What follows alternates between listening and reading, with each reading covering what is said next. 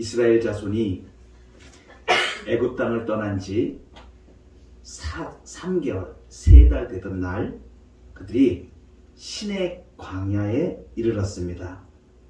3달 동안 많은 일들이 있었습니다. 무엇보다도 잊지 못할 아주 중요한 일은 홍해를 건넌 일입니다. 뒤에서 추격해 오는 애굽 바로의 군사를 보면서 두려움에 떨면서 백성들이 아우성을 쳤죠. 그때 모세가 말했습니다. 너희는 두려워하지 말고 가만히 서서 여호와께서 오늘 너희를 위하여 행하시는 구원을 보라. 너희가 오늘 본 애굽 사람을 영원히 다시 보지 아니하리라. 그리고선 모세가 지팡이를 들어서 손을 바다 위로 내밀어 홍해 바닷물을 갈랐습니다. 이스라엘 백성들이 이 홍해 바닷물이 좌우에 벽이 된 그 홍해 바다 가운데를 그 한가운데를 마른 땅으로 건너갑니다. 뒤에 따라오던 애굽 바로의 병거들이 추격하여 바다 가운데로 들어왔을 때 새벽에 여호와께서 불과 구름 기둥 가운데서 애굽 군대를 일시에 어지럽게 하시고 모세에게 손을 들어서 다시 그 홍해물이 합쳐지도록 하셨습니다. 애굽의 모든 군대가 거기서 수장을 당하였죠. 절대 불가능의 시간과 장소에서 절대 가능하신 하나님. 그래서 온 세상이 그 홍해 사건을 보고 하나님이 전지전능하신 분임을 알게 되었고 이스라엘 모든 백성들도 여호와 하나님을 잘 몰랐다가 그 사건을 통하여서 우리 하나님이 우주의 하나님이시고 전능하신 하나님인 것을 믿게 되고 그리고 모세를 믿게 되었습니다. 그 이후에는 또 어떤 일이 있었습니까? 사흘 길을 걸어서 수르 광야에 이르렀는데 물이 써서 마시지 못할 때에 하나님께서 한 나무를 가리켜서 그 나무를 물에 던지니까 그 쓴 물이 탄물이 되어서 백성들이 마실 수가 있었습니다.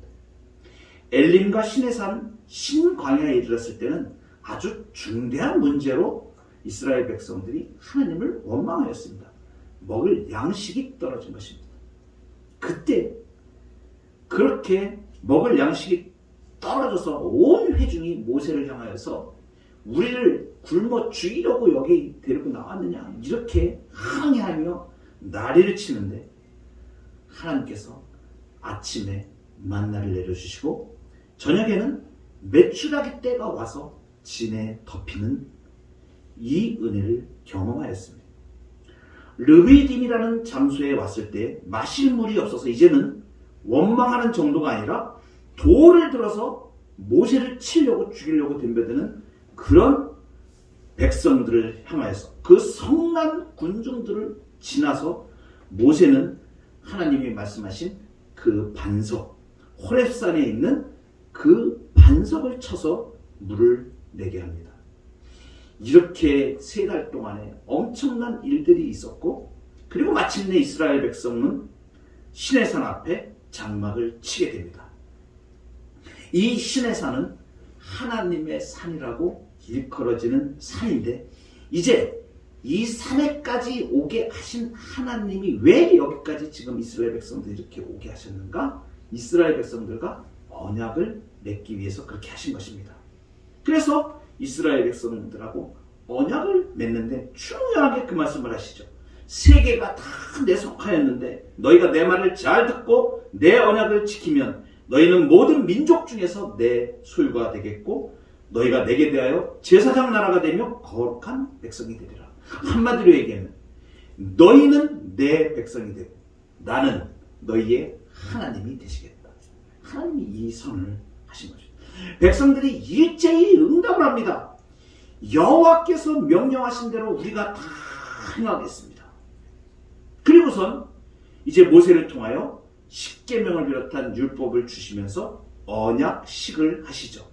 그 언약식을 하시는데 백성을 세 분류로 나누어서 일반 백성들은 산 아래까지만 오게 하고 70명의 장로는 중간까지 끌고 올라가서 하나님 있는 쪽으로 가까이 가고 나중에 모세만 또 하나님께서 부르셔가지고 또 하나님께서 친히 영광 가운데 구름 가운데 하나님의 영광을 나타내시고 그리고 70명의 장로들이 모두 다 볼 수 있도록 하나님의 영광을 나타내셔서 그 발 아래에 하나님의 영광이 청옥을 편듯 같이 그리고 하늘이 청명하게 그리고 하나님이 이스라엘 자손들의 존귀한 자들에게 손을 대지 아니하시고 그들이 하나님을 뵙고 먹고 마시는 그 영광의 언약식을 하게 됩니다.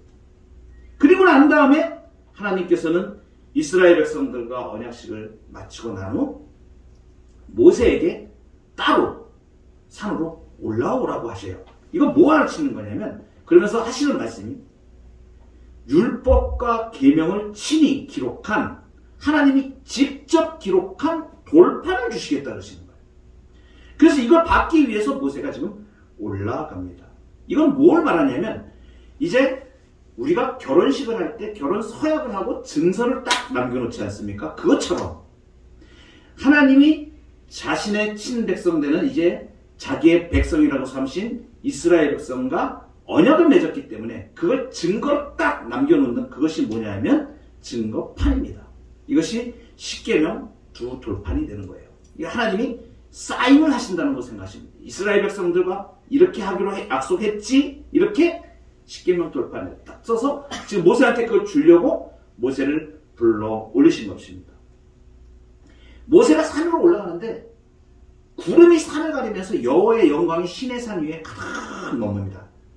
구약에서 성경에 나오는 구름 이렇게 구름 얘기할 때는 그건 하나님의 영광의 임재를 상징하는 거예요. 하나님이 임재하시는 구름 가운데 임재하시는. 그러니까 모세가 산에 딱 올라가면서 여호와의 영광이 구름 가운데 충만하게. 그래서 모세는 이제 구름 속으로 이제 들어갑니다. 구름 속으로 들어가서 산 위로 이제 올라가는 거예요. 그리고 거기서 얼마 동안 있게 되냐면 40일 40야를 있게 됩니다. 그러니까 이제 언약식이 다 끝나고 하나님께서 자기 백성 삼으신 이 백성 이제 조금 후면 하나님께서 약속하신 가나안 땅으로 그리고 이스라엘 백성들은 그렇게 하나님의 율법대로 계명대로 다 준행하겠습니다 약속을 했기 때문에 그대로 지키면 그냥 가나안 땅까지 이제 가면 행군하는 일만 남게 된 것입니다. 그런데 이때 이상한 일이 하나 일어나요. 모세는 산에 올라가서 구름 가운데 하나님 앞에 가 있는데 40일 40야를 거기 있다 보니까 산 아래에 있던 백성들이 모세를 기다리다가 지친 거예요. 왜 그러냐면 모세가 내가 언제 내려온다 이 말을 안 하고 지금 올라간 거예요. 하나님께서 올라오라 그러니까 그냥 올라간 거예요. 이 지도자인 모세가 산에서 내려오지 않으니까 백성들이 조바심이 나기 시작했습니다. 무작정 기다리는 것이 능사가 아니라는 생각이 들었습니다. 어떤 대책이 필요하죠. 그래서 이 사람들이 제2인자 다음 지도자인 아론에게로 다 몰려갑니다. 그리고 가서 이렇게 말합니다. 일어나서 우리를 위하여 우리를 인도할 신을 만들어 주십시오. 우리를 애굽 땅에서 인도해온 모세라는 사람은 지금 어떻게 된지도 모르지 않습니까? 그러니까 지금부터 우리 백성들을 인도할 신을 만들어 내십시오. 백성들이 이 요구를 하는데 아론이 말합니다.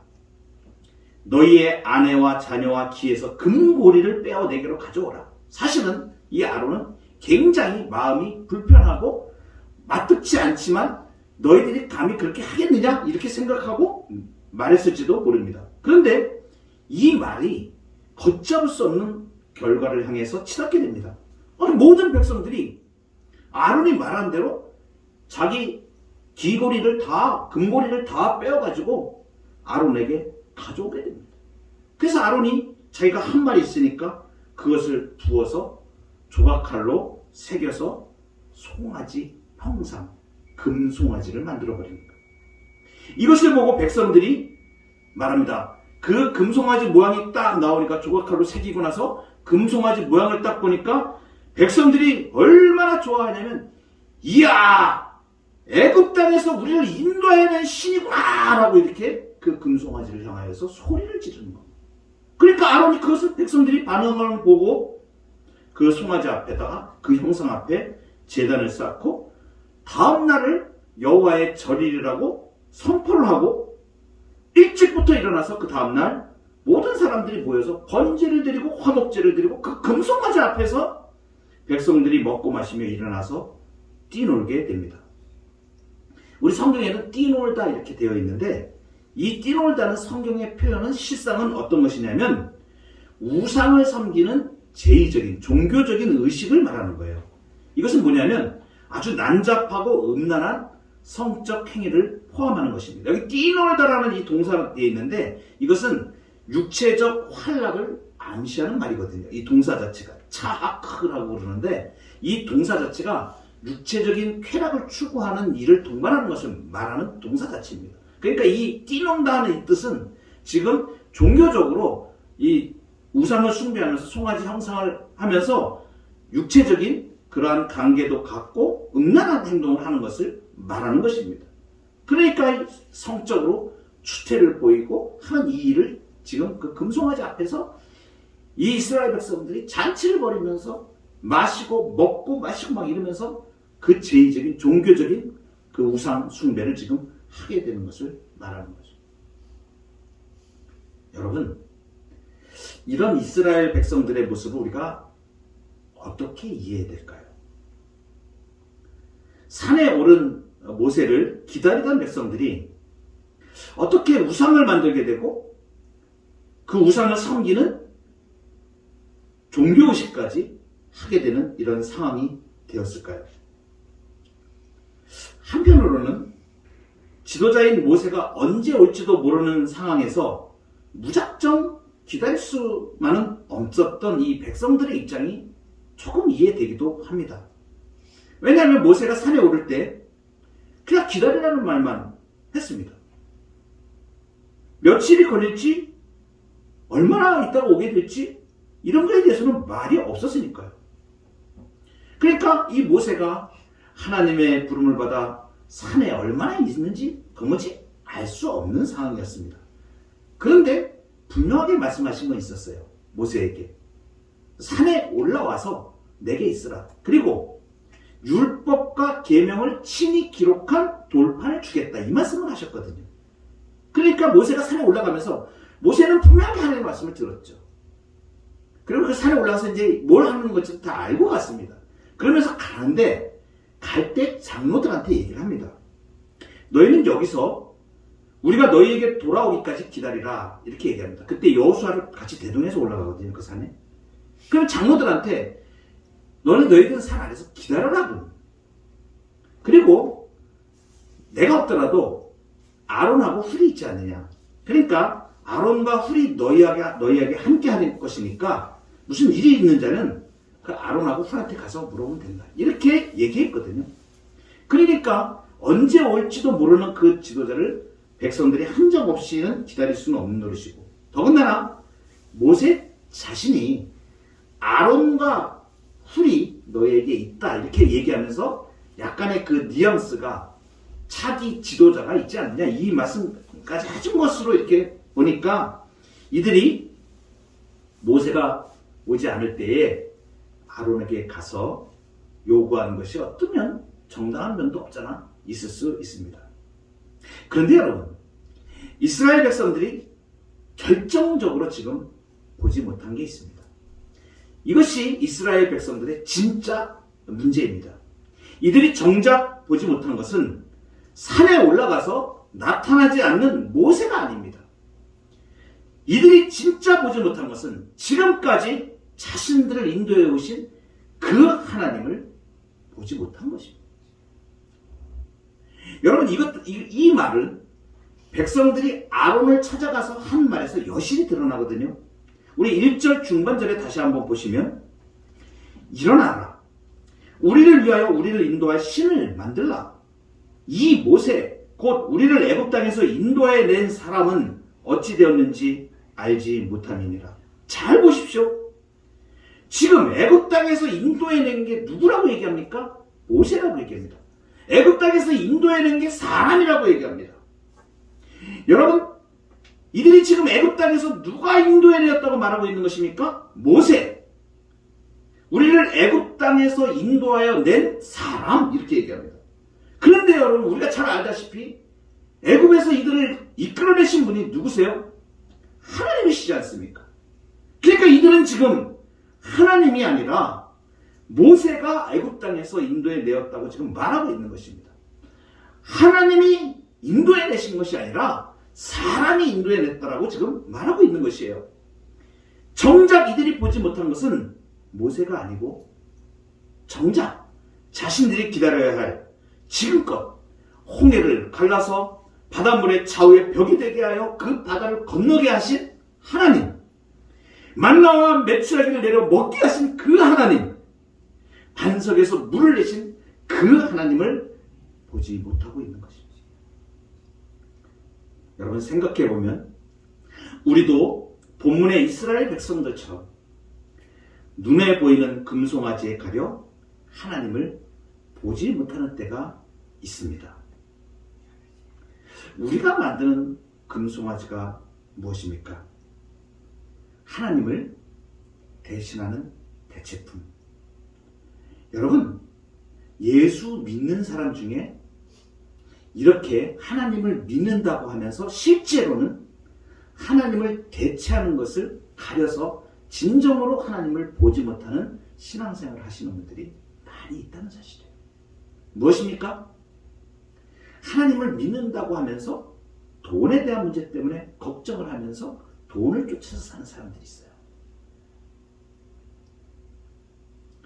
하나님을 대신하는 대체품을 이스라엘 백성들이 우리를 인도할 신을 만들어 주옵소서, 우리를 인도할 신을 만들어 달라, 그러면서 예수 믿는 사람 중에도 이런 사람이 많이 있습니다.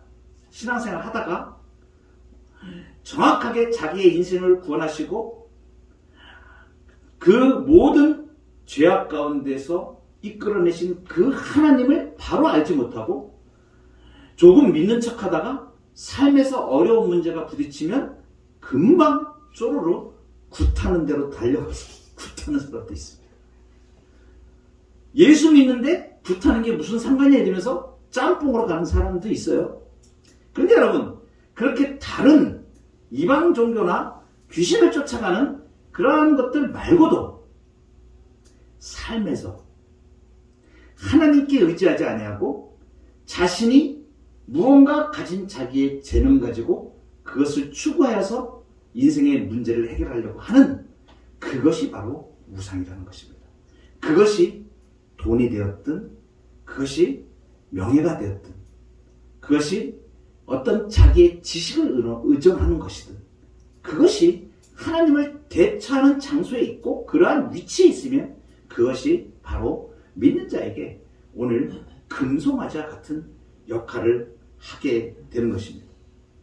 여러분, 하나님께서 이 금송아지를 만든 이 백성들을 향하여 뭐라고 말씀하시냐면 7절에 보면 네가 애굽 땅에서 인도해낸 네 백성이 부패하였도다 이렇게 얘기합니다. 잘 보세요. 네가 애굽 땅에서 인도해낸 네 백성이 부패하였도다. 하나님이 말씀하시는데 모세에게 지금 말씀하시는데 누구 백성이라고 얘기합니까? 네 백성이라고 얘기합니다. 하나님이 내 백성이라고 먼저 번에 말씀하셨었는데 지금 내 백성이 아니고 이스라엘 백성들이 이제 우상을 금송아지를 만들어서 우상 숭배하게 되는 자리에 빠졌을 때 하나님이 내 백성이 아니다고 지금 표현하시는 거예요. 모세를 향하여서 네 백성이다 지금 그래요. 그런데 여러분, 더 그 진노하시는 하나님의 표현이 어디 나오면 9절 10절에 나옵니다. 여호와께서 또 모세에게 이르시되 내가 이 백성을 보니 목이 뻣뻣한 백성이로다. 그런즉 내가 하는 대로 두라. 내가 그들에게 진노하여 그들을 진멸하고 너를 큰 나라가 되게 하리라. 지금 이게 무슨 말씀입니까? 지금 이 범죄한 이스라엘 백성들을 다 멸하겠다고 지은 것입니다.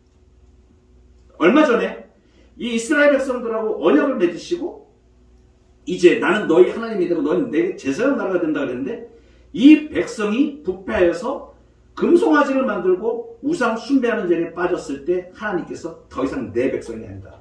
이것은 이제 인연 끊자 이겁니다. 완전히 인연 끊자 이거예요. 이 백성들. 하나님께서 인연을 끊겠다 하시는 거예요. 내 백성 아니다는 겁니다. 그래서 이제 내 백성 아니니까 다 진멸하겠다. 그리고 그러면 이 세계를 구원하는 구원 역사를 계속 해야 되겠는데 다 죽이고 모세 너로부터 내가 다시 출발할게. 이게 지금 이 말씀 하시는 거예요. 모세 너로부터 내가 큰 나라를 이루게. 여기 지금까지 왔던 이 백성들은 다 진멸시키겠다. 지금 이렇게 이야기하시는 거예요. 여러분 모세가 어떻게 기도합니까? 12절에 보시면 모세가 기도합니다.